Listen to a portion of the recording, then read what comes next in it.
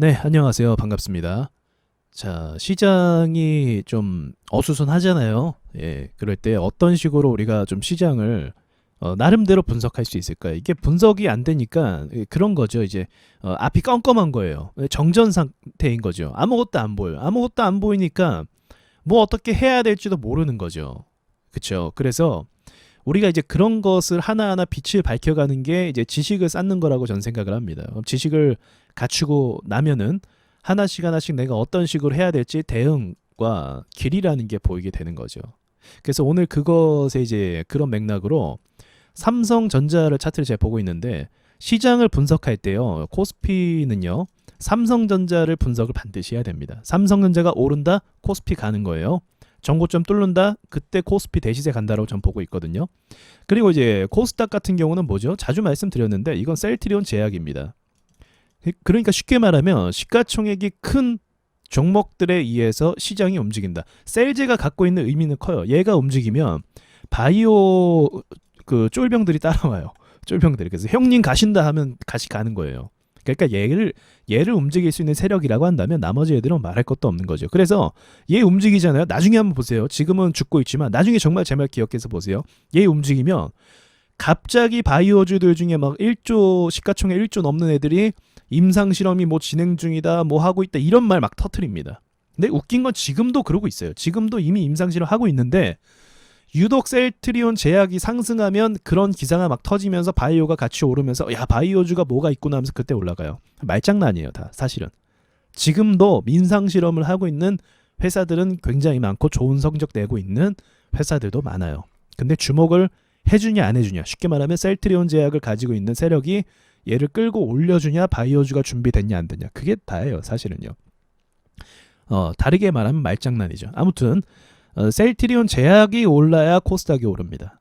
그럼 우리가 분석할 때 지금 깜깜하잖아요. 뭐 자꾸 푸틴이 자꾸 뭐 하려고 하는 것 같고 또 바이든도 뭔가 하려고 하는데 잘 못 되는 것 같고 뭔가 우리는 자세히 모르지만 뭔가 안 좋은 기류가 계속 나오고 있어요. 그래서 고통받고 있다는 거죠. 그래도 이제 차트를 볼 필요가 있습니다. 자, 삼성전자를 보도록 할게요. 삼성전자가 지금 어떤 상황이냐? 어떤 상황이냐? 정말 놀랍게도요. 2021년도 초에 이게 대시세가 나왔어요. 아니 와주스킨 얘가 뭐 겨우 5만 원에서 뭐 한 10만 원 좀 된 건데 무슨 대시세인가요? 삼성전자가 이런 적이 없어요. 예, 오른 적은 물론 있지만 아주 단기간에 아주 빠른 시점에 이렇게 시세가 나와서 상승한 적은 거의 없습니다.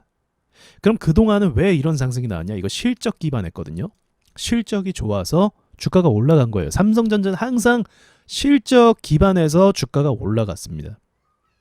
근데 이때는요? 아니에요. 그럼 뭐예요? 분위기, 거품. 쉽게 말하면 세력이 한 방 쏴준 거예요, 먼저. 이해되시죠? 이제 세력이 먼저 출발 신호를 내준 거예요. 자, 여기까지만 보면은 실적이 뭐 엄청나진 않아요. 실적이 그냥 뭐 이전과 비슷한 수준이었거든요. 근데 그런데 실적이 안 그러면 올라갈 일이 없다라고 기본적으로 전제할 수 있잖아요. 그런데 어떤 명분은 물론 갖고 오죠, 당연히. 예, 긍정적인 기사나 뭐 이야기들은 합니다, 당연히. 그러면서 주가를 이제 그 갭 띄웠죠, 이것도. 공중부양의 일환이죠. 삼성전자가 이 정도면 공중부양한 거죠. 삼성전자 띄우기가 얼마나 힘든데요. 자, 신고가 찍었다. 그러면 이때부터 엄청난 돈이 들어왔다라고 이해할 수 있는 겁니다. 이렇게 올릴 수가 없는 힘든 차트예요. 이해가 되시죠? 말하는 게. 그래서 세력들이 이제 저는 의도적으로 했다라고 감히 말씀드릴 수 있을 것 같습니다. 왜 감이라고 이야기하냐면 중소형주는 세력들이 막 컨트롤할 수 있어요. 주무르고. 근데 삼성전자 사실 그 사이즈가 절대 아니에요. 이거는 이전에도 그렇지만 이렇게 움직일 수가 없었어요. 그러니까 세력에 대해서 감히 어떤 세력도 이걸 건드릴 수가 없었단 말이 맞는 거겠죠. 자, 근데 삼성전자만 이러면 뭐 우연히 그럴 수도 있겠구나 생각할 수 있겠는데요.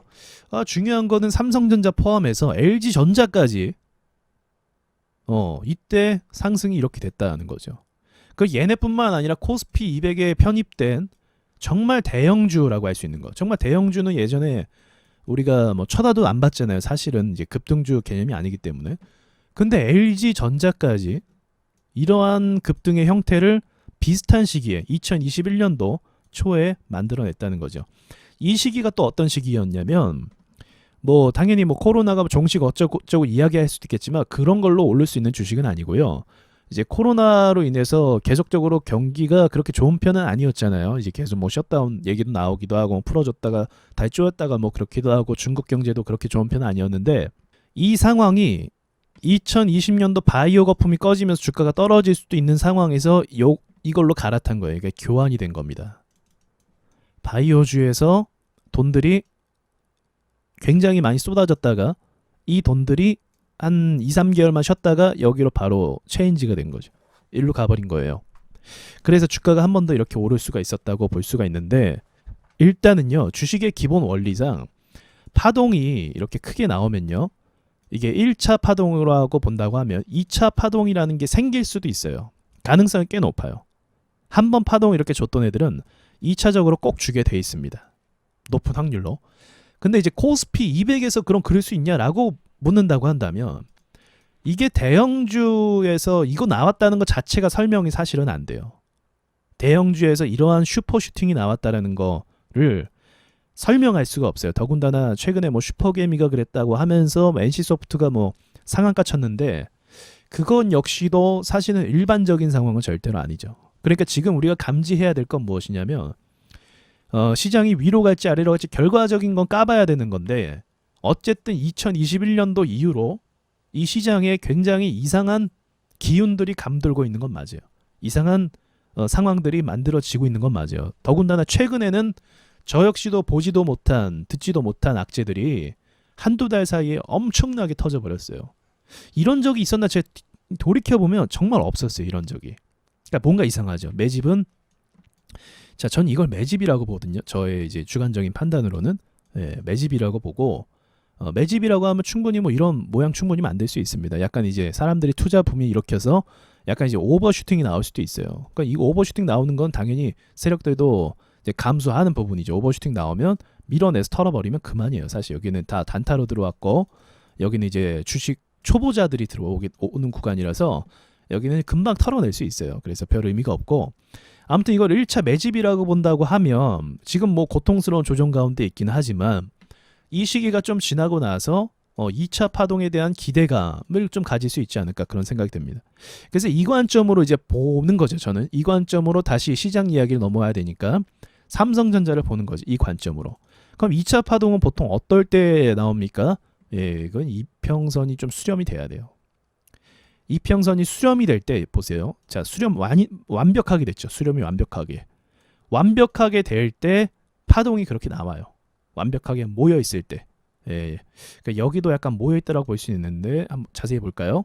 네, 수렴을 하고 좀 시간을 옆으로 보낸 흔적이 조금 있는 애들 위주로 좀 상승이 되네요. 얘도 여기는 이제 여기에서 급등한 지 얼마 안 돼서 이건 조정 단계로 가는 게 맞고요. 아니면 여기서 수렴되고 바로 가지 않으면 이제 조정을 받는 게 맞아요.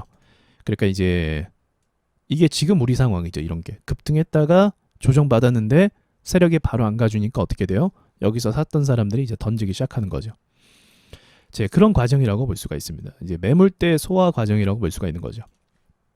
자, 그러면 이번에도 마찬가지로 크게 급등했다가 이제 수렴 단계로 가야 되는데 아직 수렴 단계가 제대로 안 갔죠. 갈만 하면 너무 변동성 생기고 갈만 하면 변동성이 생기고 해서 아직도 좀 이게 혼란스러운 상태예요. 그래서 여기 있는 분들이 매도를 좀 해줘야 나갈 사람 다 나가고 그 나갔다는 증거가 뭡니까? 이제 매도도 안 하고 매수도 안 하는 이제 수렴 단계로 돌입을 하는데 아직은 그 수렴 단계가 아니기 때문에 조금 더 좀 격한 움직임이 있을 수도 있다라고 예상할 수 있어요.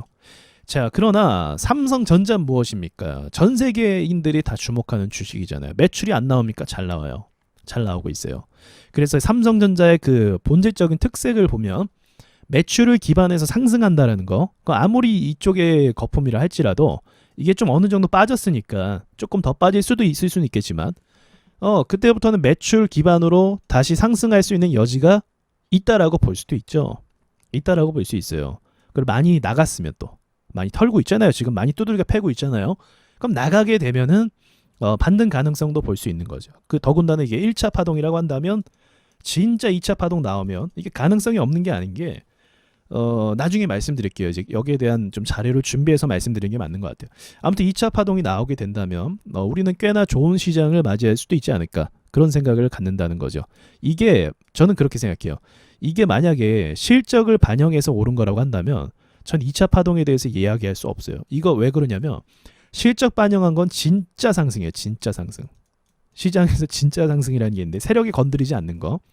진짜 상승. 가치 투자형으로 해서 매출 기반 분석해서 실체의 어떤 매출을 근거로 매수 들어오는 것들. 또 매출을 근거로 매도하는 것들.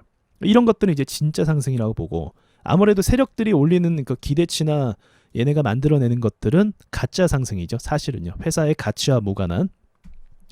그래서 이게 이제 그 매출을 기반했다고 하면 저는 이렇게 간다고 봐요. 장기 침체. 지금 2년 동안 침체했죠. 그리고 2019년 총 3년 동안 제대로 된 상승 없이 침체로 갔어요. 그럼 이게 이제 매출 기반이라고 한다면 저는 이제 1년 보냈으니까 오른 게 더 크니까 아무래도 한 3년 정도는 침체로 갈 수도 있다라고 말씀드릴 것 같아요. 이게 이제 그 진짜 상승이었다면요. 매출을 기반해서 막 상승했다면 전 그렇게 말씀드릴 수 있을 것 같은데 이게 얘도 그렇고 얘만 그런 게 아니라 이제 LG전자 그리고 다른 코스피 200 종목들을 다 봐도 급등주가 돼버렸어요. 다. 그럼 저는 그걸 일단 매집으로 이제 해석을 하는 거죠. 네, 그래서 이 부분을 좀 지켜보기 때문에 지금 상황에서는 어쨌든 좀 수렴 단계로 가야 된다. 좀 진정이 돼야 돼요. 일단은 악재도 있고 막 그러니까요. 일단 그렇게 좀 해석을 해볼 수 있을 것 같고요. 다음은 셀트리온 제약 볼게요. 자, 셀트리온 제약은 몇 번 말씀드렸는데 이 종목이 또 상승할 때마다 우리나라 증시가 올라갑니다. 코스닥이 올라가요. 그러니까 얘가 오르면 코스닥이 오르니까 우리 입장에서는 좋은 거죠. 투자하시는 여러분 입장에서도 좋은 겁니다. 자, 날짜를 좀 비교해 보면 먼저 보셔야겠죠. 2018년도 그리고 2020년도 후반 때는 이 셀트리온 제약이 같이 올랐어요. 네, 보시면 2018년도 2020년도 중반 그 후반 2021년도까지 이때 딱 3전이나 코스피로 갈아탄 거라니까요. 이게 전 그렇게 봐요. 자, 아무튼 이렇게 됐어요. 그럼 얘는 뭐예요? 삼성전자는 내려오면 받아줄 사람이라도 있죠. 근데 얘는 얘도 일단 매출은 잘 나오고 있어요. 매출 잘 나오고 있지만 어쨌든 너무 과열돼서 올랐기 때문에 조정이 되는 게 당연하죠. 이 보세요. 여기도 바이오 상승했을 때 조정을 한 2년 정도 받았습니다.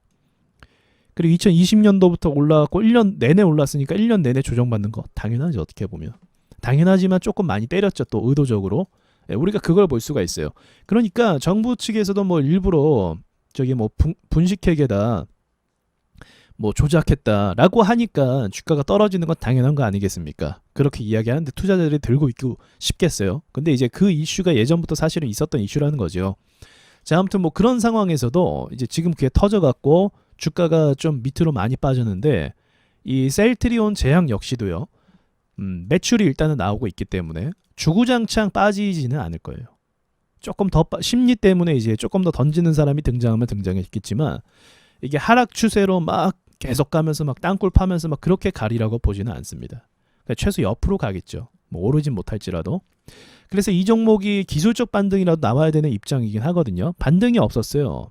여기서 잠깐 있긴 했었지만 완벽한 반등은 없었습니다. 그래서 어느 정도만 좀 올라와 주면 코스닥이 좀 회복이 될 것이고 자, 한번 볼게요. 얘가 우리가 12월부터 힘들었죠. 11월부터 뭐 1월부터 본격적으로 하락했고요. 그럼 1월부터 하락했다는 게 얘가 하락했죠. 진짜로. 같이 하락했죠. 얘가 빠지니까 받아주는 사람 없으니까 증시가 더 밀렸죠. 그래서 이 친구가 여기까지만 올라오면 우리가 코스닥이 여기까지 올라오는 거랑 똑같아요. 이 1000포인트 위로 올라오는 거랑 똑같습니다. 이제 셀트리온 제약이 저기까지 올라오면요. 그러나 여기서 여기까지 올라오는 일은 제가 봤을 때 쉬운 건 아니라고 보고요. 못해도 한 11만 원 정도 또는 12만 원 정도 여기까지는 좀 기술적으로 매수세가 붙어서 단기간에 너무 뺐으니까요. 자, 여기도 보세요. 그 헛소리 하는 게 아니고요. 자, 떨어지면 기술적으로 한번 올라와줘요. 이게 기술적 반등이라고 하죠. 뭐 호재가 이때 붙었을 수도 있죠. 이때 호재가 있었던 걸로 기억하는데 이게 기술적 반등이에요. 그럼 밀리고 나서 또 올라오잖아요. 그렇죠. 밀리고 나서 또 올라오고 이게 기술적인 영역이거든요. 그래서 이러한 패턴들이 나와준다고 하면 12만 원까지도 조금 본다고 하면 우리나라 증시가 따라가니까 어쨌든 한 975까지는 갈 수 있지 않을까. 그렇게 되면요. 975까지. 그럼 975까지만 올라오면 여러분이 여기서부터 물리셔서 마이너스 30%다라고 하면 975까지 올라오면 마이너스 한 10%가 되실 겁니다. 이때 매도를 해야겠죠. 예, 이해가 되시죠? 지금은 막 두들겨 맞고 있고 막 떨어지고 고통받고 있지만 주식이라는 게요, 여러분 이게 종합주가 지수입니다. 그래서 회사들의 매출 상황에 따라서 주가가 반영을 하게 돼 있는 거예요. 가치에 따라서. 그럼 그 지금 가치는 훼손된 게 아니에요. 다 아시겠지만, 예, 단지 매수세가 너무 많이 들어와서 이제 매도세로 전향하는 가운데 비어져 있는 호가에서 사람들이 계속 매도를 때리는 거죠. 그래서 여기 호가가 비어 있거든요. 여기서 소화를 했기 때문에 여기서 그래서 더 많이 때리는 거예요. 보통 여기 짚고 이렇게 가는 건데 여기서 악재가 터졌죠. 러시아 악재가 터져갖고 지금 이렇게 더 되어진 거라고 볼 수가 있습니다. 자, 그러니까 이런 식으로 분석을 했을 때 셀트리온 제약이 당장은 수급이 막 들어오기는 좀 어렵겠죠. 얘도 어쨌든 지켜줘야 되는 부분이 있으니까. 그러니까 우리가 이제 지지선이나 이런 걸 분석을 하는 겁니다. 일단은 주요 지지선을 이탈했어요. 여기 라인을 지켜줬으면 좋았을 텐데, 자, 이탈하니까 어떻게 됩니까? 못 가요. 그죠? 못 갑니다. 기술적인 반등으로 올라와서 이렇게 가면 좀 의미는 있고요. 자, 그럼 그 다음에 어디서 좀 지지가 될 것인가, 그걸 좀 찾는 겁니다. 그 다음은 제가 보기에는요, 한 8만 원 정도 셀트리온 제약, 이제 여기서 떨어진다면, 만약에 떨어진다면, 자, 8만 원인데 8만 원에서 좀 반등이 나오고 있죠. 그럼 시장이 조금만 떨어지면 어떻게 될까요? 이게 그러면 왔다 갔다 복잡하네요. 그러면 이제 살짝 밑으로 떨어질 수도 있겠죠. 살짝 밑으로. 그쵸, 여기. 그러니까 여기가 지지 라인으로 작용을 이미 한번 해줬는데 계속 해줘야 돼요, 여기서. 아니면 여기 보지도 말고 그냥 가주면 좋죠. 코스닥도요, 여러분, 마냥 제가 아까 말씀드렸지 종합 주가 지수이기 때문에 이게 마냥 계속 이렇게 떨어지진 않아요. 그러니까 이때도 뭐 그러긴 했지만 이게 매일 그렇게 일어나지 않아요. 일이라는 게. 떨어지면 그만큼의 보상이 된다는 겁니다. 그럼 이제 떨어질 때 아까 지금 셀트리온 제약을 근거로 봤을 때, 네, 좀 이제 반등이 어느 정도 나와줘야 되는 게 이제 우리가 분석한 그림에서 맞는 그림이겠죠. 그리고 지금 밀리는 것도 아까 셀트리온이 8만 원 말씀드렸는데 8만 원을 근거로 한다고 하면 지금 종합주가 지수가 밀리는 부분도 좀 버틸 수 있을 만한 이유는 좀 되긴 하겠죠.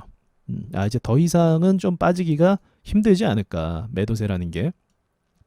그래서 여러분께서 이런 식으로 좀 공부하면서 분석을 하시면 조금 그래도 뭐 완전한 답은 아니지만요, 내가 이렇게 차분하게 주식을 보면서 이 정도까지 버틸 수 있고, 그러면은 뭐 단기간에 오르는 건 아니잖아요. 사실 한두 달 정도 기다릴 텐데, 한두 달 정도 뭐 950 오면 이때 내가 일부 정리를 해서 좀 손실을 줄여야겠다라고 전략적으로 좀 생각해 볼 필요가 있고요. 만약에 내가 현금만 엄청 많다, 현금 많으면 지금부터 사가야겠다라고 생각하면서 950 봐야겠다라고 생각할 수도 있는 거죠.